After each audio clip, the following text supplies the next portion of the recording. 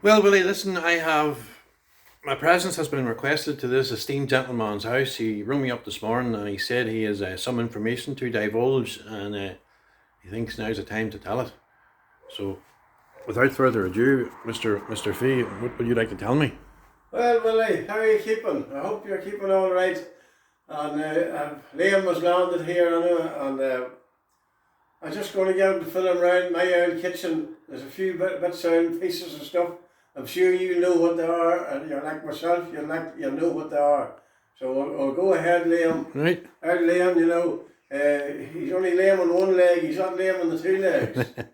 But there must have been somewhere carry on going on there too when he's called Liam. His proper name's Billy, but his name was yourself, Billy. And I was saying nothing. So, okay, William. Did you know it's Willie's birthday on Monday? Well, but Jesus, there you are. 12th of July, that's when he was born. That's why they call him Billy. Aye. You fucking know, not only is he a fucking traveller, he's an orange man. He's an orange traveller. Well, they're the worst kind of old. Are they? They're very dangerous. Are they? Very dangerous crowd, them orange travellers. You took them to bed, you couldn't watch them. Not at all. A bad crowd, a bad outfit. I often wondered how he had, most of his friends are of the Protestant kind. Yeah, of course. Well, there's no harm in that, like, but there you go now, on William.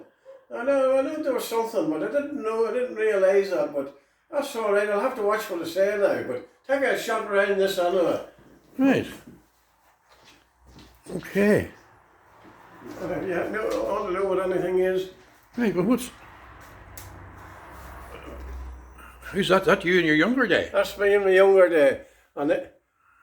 Who's that now? There's a man, Willie would know, Joe Falloon from Dungannon, Donaghmore. Right. Old Joe. That's a nice horse there now. That's myself with the king of the, look at that there, the king of the road. King of the road. He won it. Right. And there's myself, and now I'm on from Donegal in Appleby Fair. You're going to Donegal, aren't you? Oh, aye, but we're not going for about 2 weeks or so to Willie's properly better. Oh, all right, right. And we might be, and Who's that? Who's them two boys there? that's myself, and now I'm on from County Leitrim. Fuck, you know a lot of people. Oh, I do, surely. There's myself again with a 6-cylinder major tractor. A son of mine, Michael. There's a nice. Okay. That's their yoke what we'll be camping in with me and Willie and Dales. In Donegal. Oh, I think it is. Huh? Oh, Jesus, surely. Well, you don't expect us to lie outside.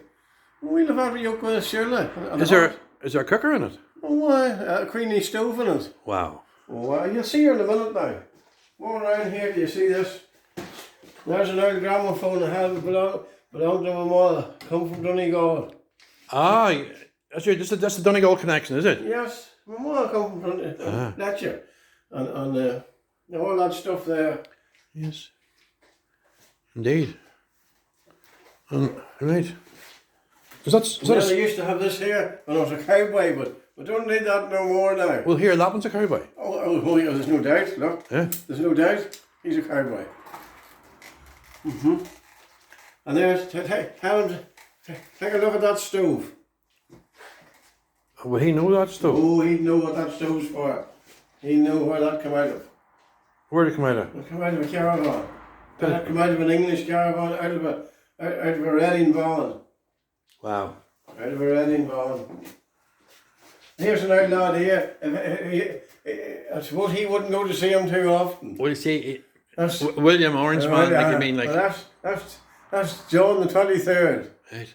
That's himself. Yes. Yeah. And there's a fine fella there now. Aye, that's very like yourselves, isn't it? It could be,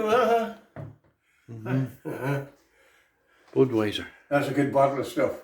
Aye. You not get a bottle like that about 40 No, no. Go on around the 80s. Yes. This is one of the old mangles for the clothes. Yes. There's 2 of them. And there's one there for cutting turnips. And there's a photo of Jacob Marshall from Derry Crew. Well, they would have known him. Would he? That man used to come here. That's a son of mine sitting down beside him, Seamus. And that man come here for years. He used to come here, he was 100, driving a Morris Minor car. Wow. And he died on his 107th birthday. That's amazing. Jacob Marshall of Derry Crew. Fantastic. There you go now. One loyal friend is worth 10,000 relatives. That's a good spec. My dears, I can tell you something. That's very true. Yes. There never was a truer thing in that there. Would you put William Lappin as one of your loyal friends? I would. Oh God, I would surely. If he had like a pound paid back to me, he'd be more loyal to me. But he maybe will like. Does he owe you money? Well, a bit now, but we're not going to get to that now. He doesn't owe me a bit of money. Eh?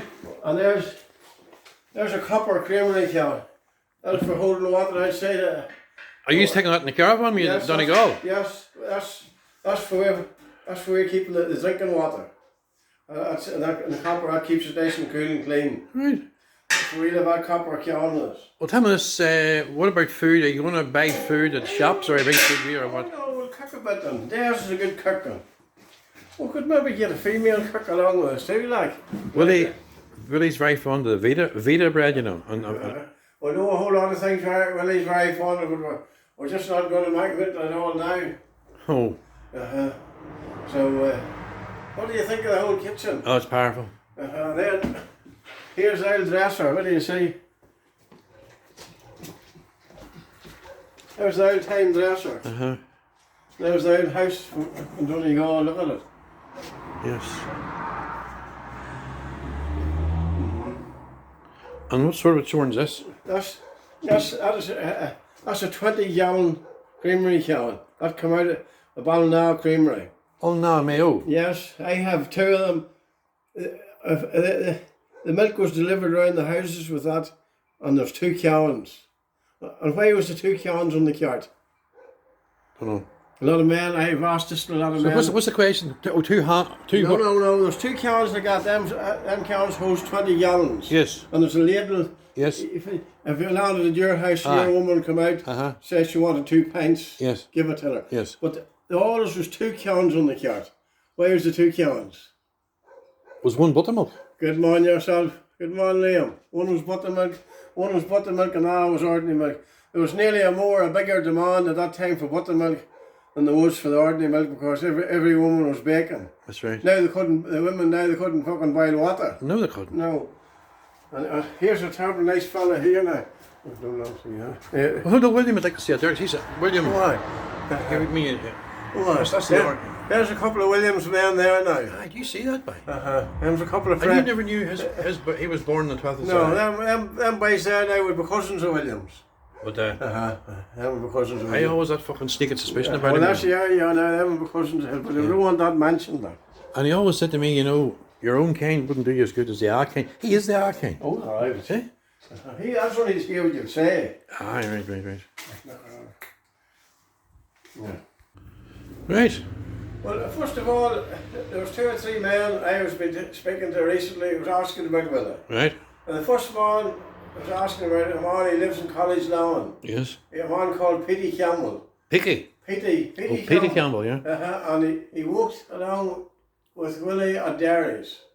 And he said Willie was good crack and they walked together, but he said Willie was a good lorry driver, but there's it's like everything else, there was a wee snag. What was that? He was good going forward, but he wasn't much good reversing. Oh. And Petey Campbell was the man that learned Willie how to reverse a trailer. Right. So there you go now. So Petey was asking about him and was inquiring. And he says, tell William, he says, did you remember the time I learned him how to reverse the trailer? Wow. So there. Because I had a army Willie one time, and he was showing off about driving lorries all over Germany and Holland, and he said he was probably one of the best articulated 40-foot drivers. Now you're telling me different. He was going forward. Yes, he was very good, but he was no good reverse. It took the College Lawn man to teach him. To learn him. To learn him how to reverse. I'd say he'd be good at reversing now. I'm learning an awful lot of stuff from you. Yes. I never knew before. All right. Now I'd like to mention another man which was very personal. This man's dead and gone. Was a very personal, good friend of myself, and Willie, and the Hamills and all. He was a good old brother of ours, Billy Elliott, from Portydown. He lived out at Pepper's Trees. Billy was a great man to drive a horse, great crack. And wee Tommy Hammond said he was not nice and perfect we Tommy called him the masterpiece. Right. And one evening we were in the pub and Tanner Yee, and Billy spoke up. He wasn't so modest like Billy spoke up. He says, "I have been one of the best drivers of a square-trotting horse in Ireland." A square-trotting horse? That's a road horse. Yes. Willie will know what it is. Yeah. And we Tommy and were sitting up smoking a pipe, and I could see it, he wasn't well pleased. And Billy went out then and got up to go to the toilet, and we Tommy says, "Drive," he says he couldn't drive fuck all, he says, he couldn't drive a goat into Antrim, he says, there's a wall on every side of the road. Well, here, you mentioned Pepper's Trees. There's a knobby up there I'm trying to get in. I got into the Richardson house today, Johnny Richardson, and I'm trying to get into a house. If I called Terry Johnson, do you ever hear of him? No, I don't know him. He's a big wealthy man. No, I don't know. No, At Lappin's in that. The wealthiest man I know at the time was Billy Elliot. Billy was the wealthiest man I know. Was he, boy? Yeah. And this boy Billy Elliot, what age was he? When he died, Billy would have been most 70, a great man, but Billy woke one time for wee Tommy. But Billy was on the road himself with a horse and caravan in his younger days. Yes. But you couldn't have kept him at home. But he took a wee job working for Tommy, and every time Tommy went looking at him, he was away somewhere. Yes. And Tommy says one day, he's only a cunt. He says, he's like fucking horse dung, he says, he's never off the road. we were at another out fair one day down Moneymore country. And Billy was there, and Tommy and Joe and the whole thing was there.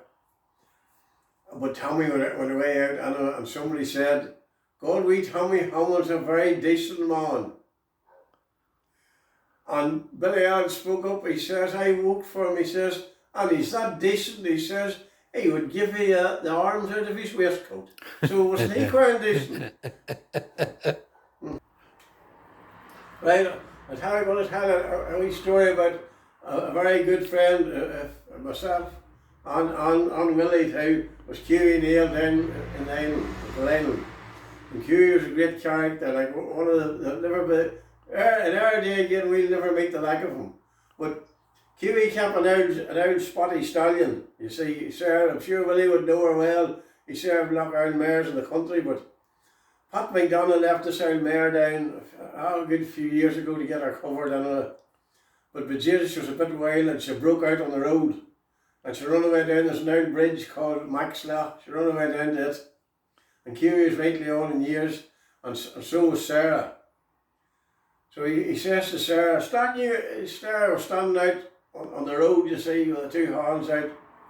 And Hughie walked away down the road to get this old mare and chased her up the road. This old mare was kind of wild. Sarah was on in years and she done this here, you see. And the old mare gave a skip and went by Sarah and away heading into Killeen. And Hughie was raising, Hughie landed up to her and the sweat lashing off him. And Sarah says, "God, she could buy, I couldn't help it." And Hughie was that mad, you know what he said to Sarah? What? "Somewhere I'll buy his dick, you wouldn't have let him buy as quick." Here, is any truth in this? Willie told me whenever he was a youngster, there was somebody in town had a couple of horses, and Willie would go at night and let them out of the field, and the man would come to Willie crying that somebody had stole the horses, and Willie would say, don't worry, I'll try and find them for you." And Willie, he knew where they were because he had parked them in a man's field. So he would bring the horses back and the man would give him a reward. Isn't that not an awful trick you do? Oh, indeed, I don't know now about that. I can't say but it might have happened. Right. There was worse things happened to Bishop, like. Right, Johnny, listen, I have to go here. Willie's daughter, who I took off his hands, right. She's looking at me and I have to go home now and do a bit of work. So, indeed, if she's any friend of Willie's, she'll make you to the lane. I know.